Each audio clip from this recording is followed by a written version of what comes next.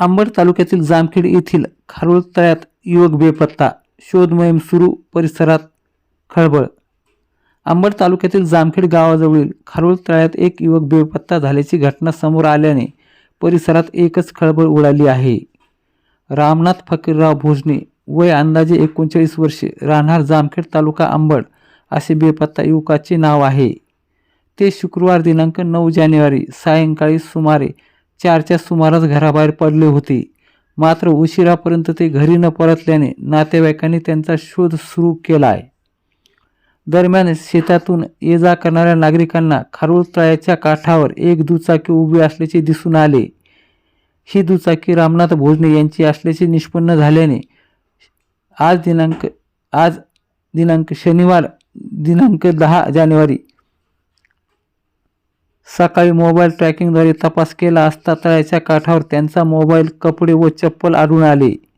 त्यामुळे रामनाथ भोजने हे तळ्यात बुडाल्याचा संशय व्यक्त केला जात आहे।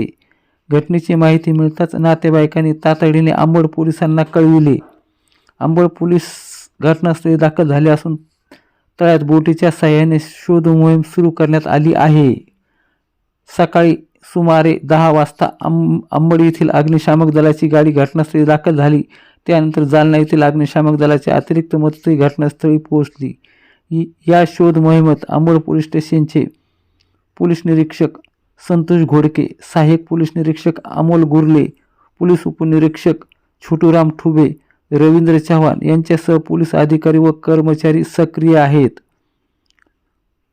डॉग स्क्वॉड पथकालाही यावेळी पाचारण करण्यात आले। शोध मोहीम चालू आहे। उशिरापर्यंत तळ्यात शोध कार्य चालू होते, मात्र अद्यापही रामनाथ भोजने यांचा थाकपत्ता लागलेला नाही।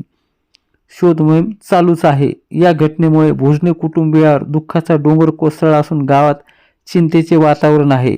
घटनेचा पुढील तपास अंबड पोलीस करतायत।